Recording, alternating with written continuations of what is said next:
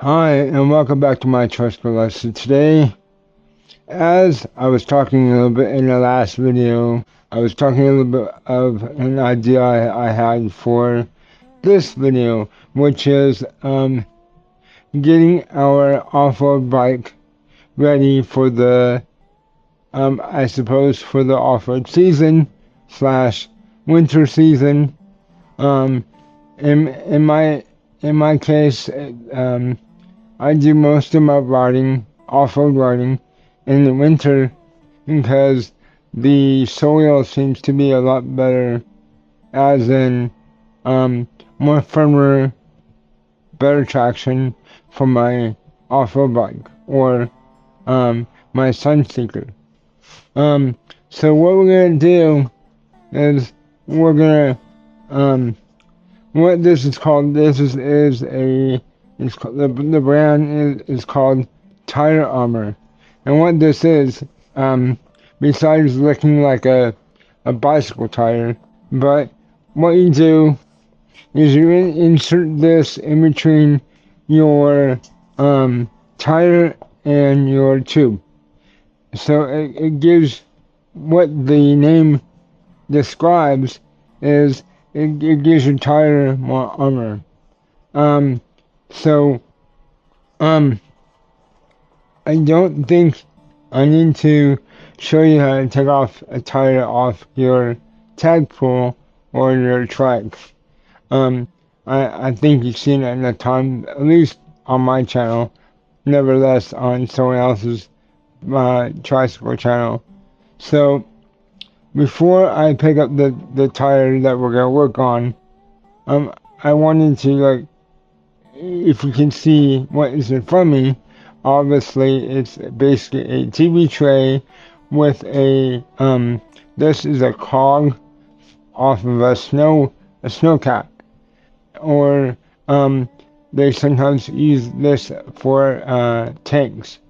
This is what kind of the tank tracks kind of roll over and stay put. Um, they I don't know what the true name of this is, but to me it looks like a gear, a cog. So for now we're gonna call it a cog. I found these at the junkyard. I had two of them, but what I realized was what they're really good for is this. It's when you put your rim over the cog, because it's hollowed out. If you were gonna put a tire like this on a flat table, obviously it would rock back and forth, it would slide, and be hard to work with. So going into, in my idea, getting our off-road bike ready for the new season, off-road season. We those of us that ride tadpoles, or those of us that have bikes like the Sunseeker, kind of would know by now that the one of the three tires that are on there that the worst to work on are the back tire. And what I mean by that is flat tires. So these days, to fix these tires or to get new tubes, you're talking about 15 up to $18 per tube. And obviously that can add up over time depending on where you ride, how you ride, what type of things you pick up along the way. Yes, there are things like slime, and there's other tools and methods that we have, like a tire liner.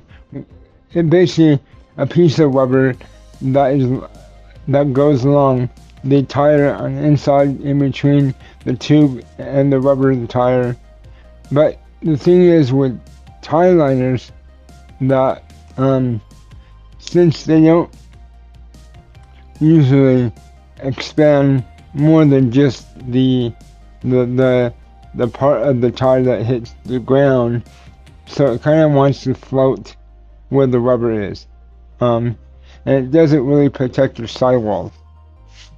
Once granted, your sidewalls aren't the part that of the tire that is hitting the ground all the time, but nevertheless, when you're in dirt, and you're digging down deeper to find traction, your sidewalls are exposed to, debris and other things on the side, and generally your sidewalls aren't as thick as the main part of the tire that touches the ground, and that's what I have concerns about, especially if you don't have, if you're on a budget and you you buy a cheaper tire, and therefore they don't usually focus on the thickness of the sidewall. So I was actually getting a bike ready to be refurbished. It happened to be a Fat Boy bike, and this was in the tire, and I thought it'd be cool to test it out on my off-road bike. So this is pretty much made out of foam, and at the thickest part, which the thickest part is what you normally would be behind the tire tread right here, just on the inside. So if I remember right, the manufacturer said that the thickest part of the armor is about 10 millimeters thick, and the sidewall is about, I would say, 2 to 5 millimeters thick. Of course, depending on the brand and if you found one cheaper, it might vary. But I know with the tire liner, I think if I remember right, they said at the thickest 10 millimeters, at the thinnest around the sidewall, it would be about 2 to 5, I think, around that area. Still, a lot more protection than any other type of tire liner. And the weight, I would say it's no more than an extra tube. So, like one of the tubes that you have normally in your tire, it'd be like sticking an extra tube in your tire. And so, how the tire liner works, and I'll show you in a second. You can see this, you can imagine this. It will go on the whole inside of the tire, which we cover it from bead to bead, and that's kind of what you want in protection,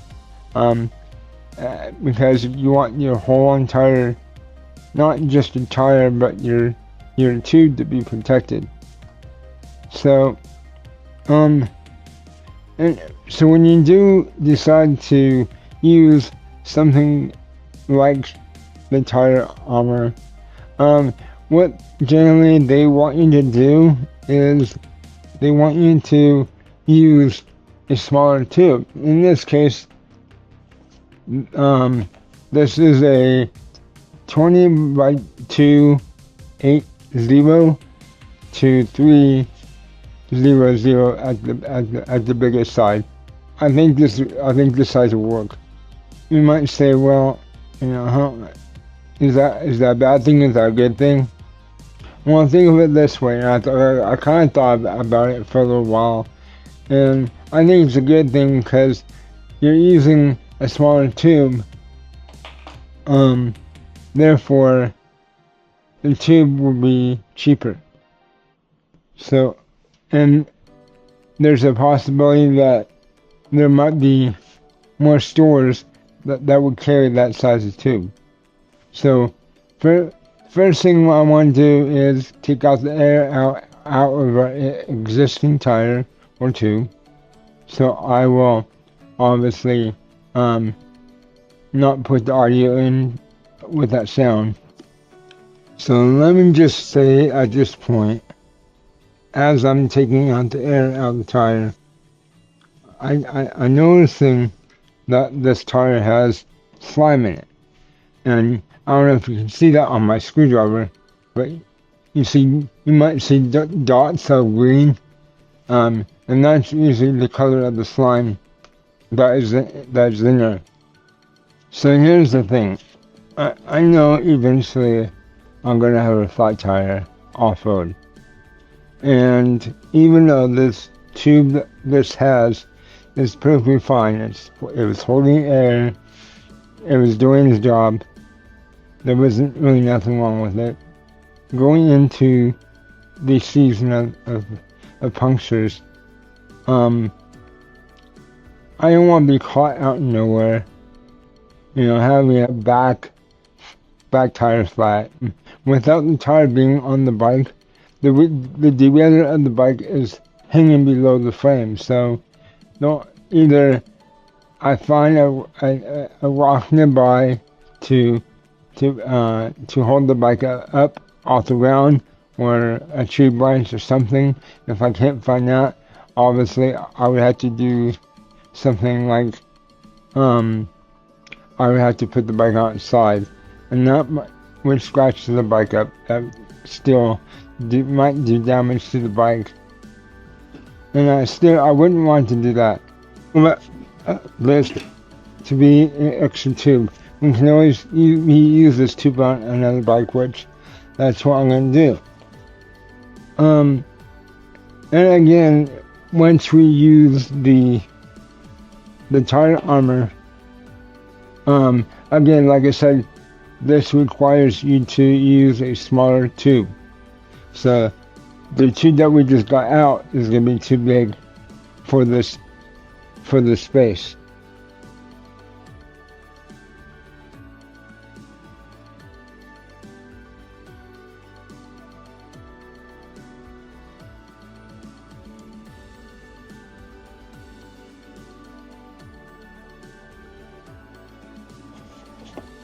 With someone that has two hands, it's going to go a lot easier, but, for me, it is what it is. And then I'm not going to really, I'm not going to really cut this out because I think it's good to see even me struggle. If you're disabled, even you can do it. If I can do this, even with my struggles, anybody can do this. I got one side in, I kept half of the entire armor out so I can fit the new tube in. So at this point you want to know where your valve stem hole is, and that is what here. And at this point, we're going to prepare our tube. What we want to do is, this is kind of the obvious part, is, make sure where your valve is and match it with the tire or rim, the spot where its valve hole is, and then you're going to want to start tucking the tube into that area.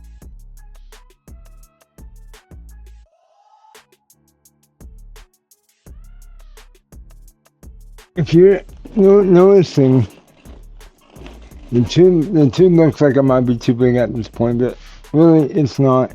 It's at this point, it's not all the way in the tire on the way, so it just looks like it's not the right size.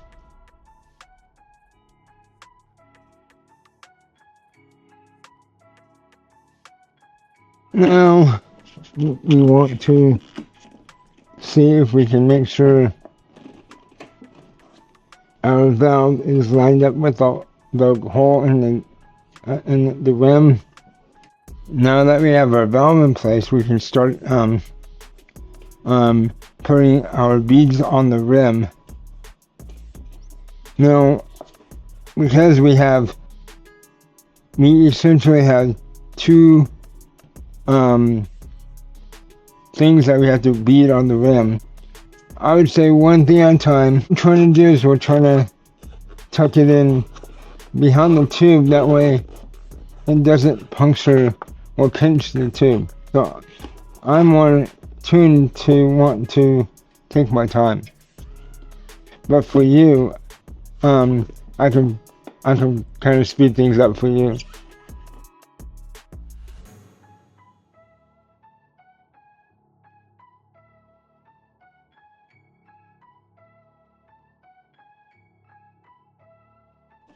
Okay, so at this point, as you can see, the tire armor is tucked behind the bead of the rim and is tucked underneath the tube.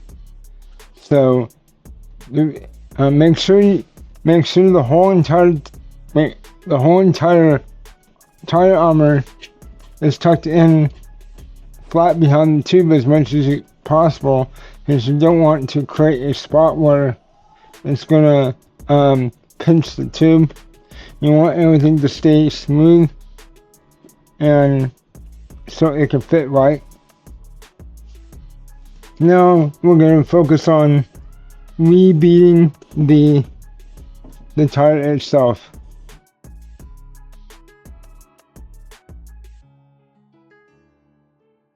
As beading goes, we are pretty much at the end of the bead. So all we have now is from here to here. As you get close to the end,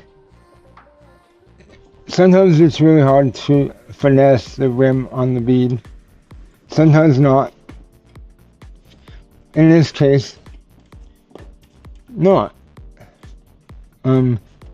So make sure your valve is straight out. And what I like to do is, obviously, since I'm disabled, and my hand doesn't work as good as most people, I like to take a pair of vice grip, and I like to clamp the vice grip on the valve, so when I put air into it, the valve is not gonna sink back in. So what you're gonna want to do is don't fill your tire up all the way. At this point, you want to make sure everything is beaded right. So I would fill this up with like 5 pounds of air. 4 or 5 would be good.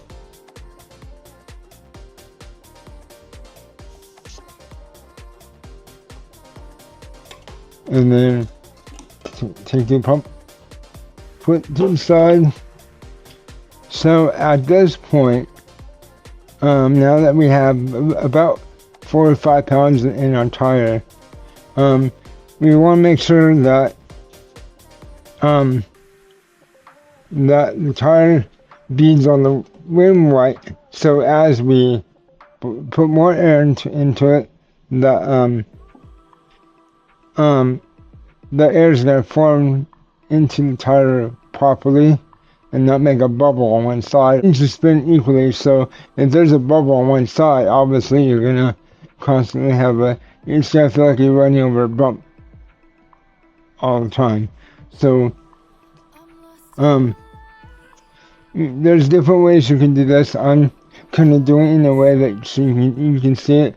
I like to take my thumb and kind of push inwards by the bead of the tire, and that will make the bead kind of hopefully form itself into the bead of the rim. And it looks like the tire is going on the way it needs to. I'll go back and get my vice grips and again do that. So at this point you shouldn't need them, or I shouldn't need them, but it's just a precaution to hold the valve in place. So at this point we are going to want to fill our tire. This tire can hold 35 psi. Most fat boy tires don't hold that much. They hold about 20 psi to start with. But I got lucky to find these tires 35 psi's because it kind of rolls better. There's slightly less resistance. So, but it's mainly a personal preference. And you know, it all goes down to your pocketbook too. So what I'm gonna do is I'm not gonna go all the way up to 35. I'm gonna go probably about 33 psi, just in case I'm out there riding it and it's warm. There's gonna be room to expand because if you don't already know, on hot days your tire actually expands with the air pressure, so at least we don't overshoot our PSI limit. So that's about 33 pounds right there. We'll undo our pliers for the last time, and we will put on our valve stem cover, which I have a custom one, so I usually use that. So to keep in mind that it might take you a lot less time to install your tire armor. For me it is what it is, but for you it might not be the case. So unfortunately today we can't take the off-road bike out for a ride. Might not hear it in the background, but thunder, we have thunder and lightning right now. Outside it's gonna start to rain. So when next time we have a good day, I'll take you guys out.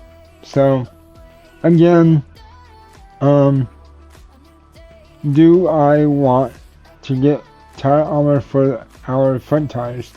Yes, I kind of do. To be honest, our off-road Sunseeker is going to be in more situations to where the chance of us getting a flat tire is going to be really high.